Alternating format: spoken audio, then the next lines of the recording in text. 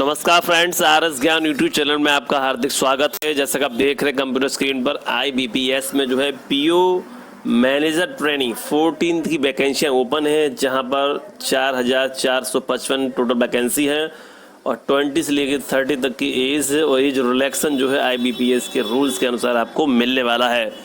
तो चलिए यहाँ पर जो है रजिस्ट्रेशन को स्टार्ट कर लेते हैं। उससे पहले यहाँ रजिस्ट्रेशन की जो डेट है वो 1/8/24 से लेके 21/8/28 तक और 1/8/24 से 21/8/28 तक ही आप पेमेंट और प्रिंट निकाल सकते हैं। तो यहाँ पर common recruitment process CRP for recruitment of probationary officers management training in participating bank CRP POMT 14। तो सबसे पहले यहाँ पर एक और बात कर लेते हैं कि हाउ टू अप्लाई पर जैसे क्लिक करते हैं तो यहाँ पर जो हैंड रिटन डिक्लेरेशन मांगा जाता है वो आपको किस तरीके से जो है वहाँ पर लिख कर और स्कैन करके अपलोड करना होता है वो हम यहाँ पर आपको दिखाना चाहते हैं।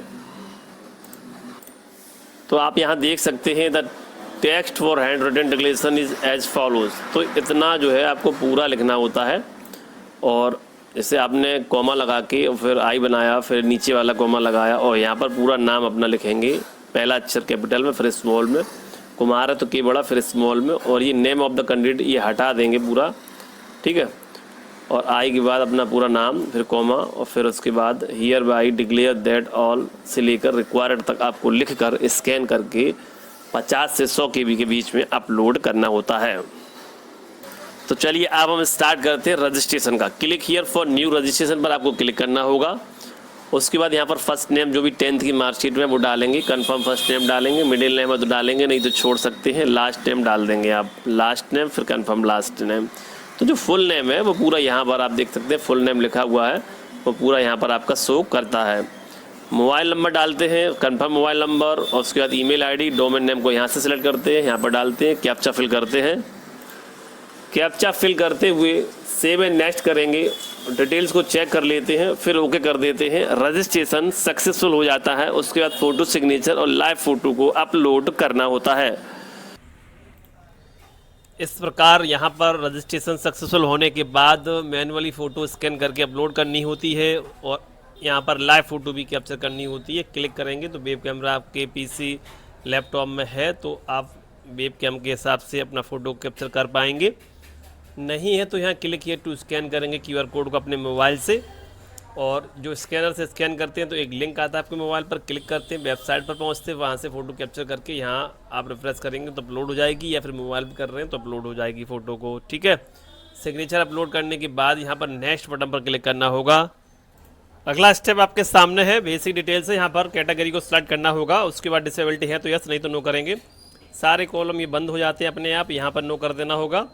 उसके बाद फैमिली मेंबर डाइड इन 1984 से सम्मिलित हैं तो यस, नहीं तो नो, और एक्स सर्विस है तो यस, नहीं तो नो। उसके बाद ये कॉलम ऑटोमेटिक बंद होंगे। उसके बाद जो धर्म है हिंदू है, रिलीजियस माइनॉरिटीज मुस्लिम सिख ईसाई हैं तो यस करेंगे, नहीं तो नो कर देंगे, ठीक है। उसके बाद यहाँ public sector undertaking including nationalise banks and financial हैं तो यस, नहीं तो नो। इसी प्रकार रीड और राइट करते हुए यस और नो का जवाब देना होता है। यहाँ पर यदि आप पहले से सम्मिलित हुए हैं CWE CRP में तो यस करेंगे और यहाँ पर सिलेक्ट कर लेंगे आप कौन से CRP में फर्स्ट सेकंड थर्ड में सम्मिलित हुए हैं, बट नहीं हुए तो नो करिएगा। नेशनलिटी सेलेक्ट करेंगे, स्टेट सेलेक्ट करेंगे कि एग्जाम सेंटर यहाँ फिल कर लेते हैं। ID सेलेक्ट करेंगे, कोई एक ID नंबर डाल देंगे, डेट ऑफ बर्थ यहाँ फिल कर देंगे। उसके बाद जो है Aadhaar card number, PAN card number है तो डाल देंगे, नहीं तो छोड़ सकते हैं यहाँ पर।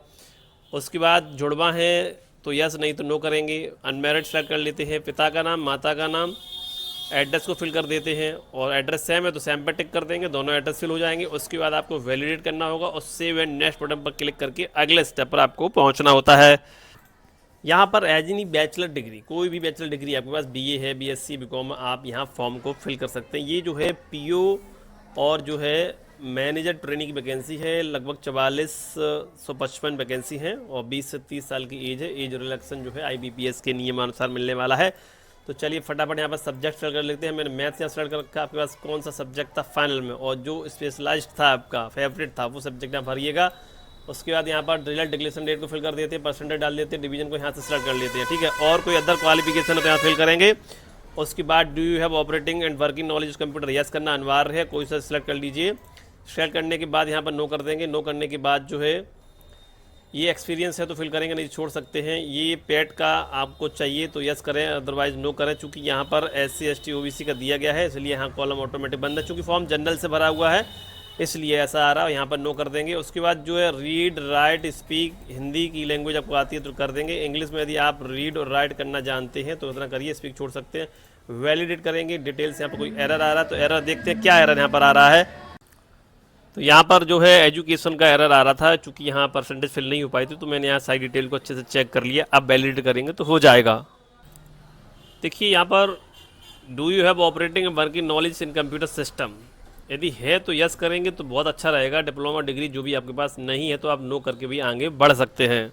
तो दोस्तों आप देख सकते हैं वेरीफाई सक्सेसफुली हो चुका है, ओके कर देंगे। उसके बाद नेक्स्ट बटन पर क्लिक करना होगा। यहाँ बैंक प्रेफरेंस है, इसको सेलेक्ट कर लेंगे। जैसे बैंक ऑफ इंडिया पहले चाहिए तो मैंने सेलेक्ट कर लिया है। उसके बाद हमें चाहिए सेंट्रल बैंक ऑफ इंडिया, उसके बाद हमें चाहिए यूनियन बैंक ऑफ इंडिया, तो ये प्रेफरेंस लगती जा रही है, ठीक है। उसके बाद हमें चाहिए मान लीजिए इंडियन ओवरसीज़ बैंक, इंडियन, इस प्रकार से आप जो है प्रेफरेंस को सिलेक्ट कर लेते हैं। वैलिडेट करेंगे, डिटेल सक्सेसफुल हो जाती है। उसके बाद नेक्स्ट बटन पर क्लिक करना होगा। हम आ चुके हैं फाइनल प्रीव्यू पर। टॉप से लेके मिडिल और बॉटम तक चेक कर लिया है। ये बॉटम आपके सामने है और यहाँ पर 2 डिक्लेरेशन पर टिक करना होता है, तीसरा वाला ऑटोमेटिक बंद हो जाता है। उसके बाद यहाँ पर देखिए लैंग्वेज वगैरह मैंने सेट कर रखा है, आप भी देख सकते हैं। उसके बाद कंप्लीट रजिस्ट्रेशन पर क्लिक करने से पहले पूरा फॉर्म अच्छे से चेक कर लीजिए भाई, कोई समस्या होगी तो बाद में एडिट नहीं हो सकता, इसलिए अभी कर लें।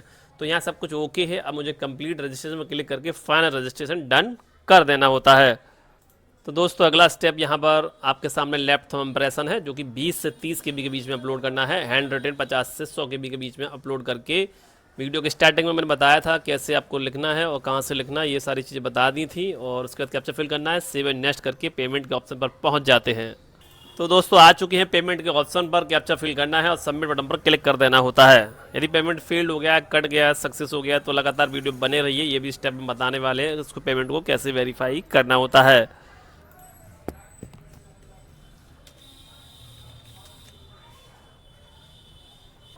अगला ऑप्शन पेमेंट गेटवे का है, QR कोड है और वॉलेट है, इंटरनेट बैंकिंग है, डेबिट कार्ड है, किसी भी मोड से आप जो है पेमेंट कर सकते हैं। तो चलिए हमने डेबिट कार्ड को चूज़ किया। Debit card number, expiry date और कार्ड होल्डर नेम डाल के मेक पेमेंट पर क्लिक करना होगा। इस प्रकार OTP आ गया होगा रजिस्टर्ड नंबर पर जो अकाउंट में रजिस्टर्ड है। OTP डालकर मेक पेमेंट करेंगे। पेमेंट सक्सेसफुल होने के बाद आप अपना प्रिंट आउट निकाल सकते हैं, दोबारा से लॉगिन कर सकते हैं यदि कोई समस्या आ रही है। इन केस पेमेंट सक्सेस हुआ है या फिर फेल्ड हुआ है तो आप जब दोबारा से लॉगिन करेंगे तो यहाँ पर इस प्रकार का आपको शो करेगा। तो यहाँ कैप्चा फिल करेंगे, check your previous transaction status, इस वाली बटन पर आपको क्लिक कर देना होगा। उसके बाद do you want proceed for payment, यहाँ क्लिक कर देना होगा। इस प्रकार यहाँ per your previous transaction status यहाँ पर लिखकर आ चुका है, sorry we are unable to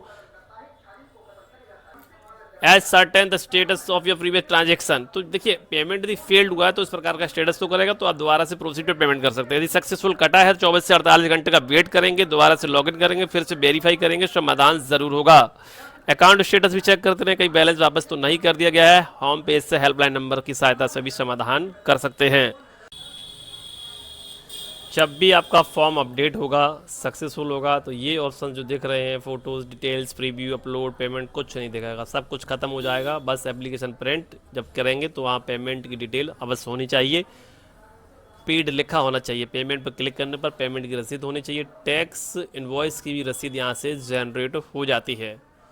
तो मैं समझता हूँ आपको अच्छे से समझ में आ गया होगा। वीडियो पसंद आया तो वीडियो लाइक सब्सक्राइब करें। नमस्कार, जय हिंद, जय भारत।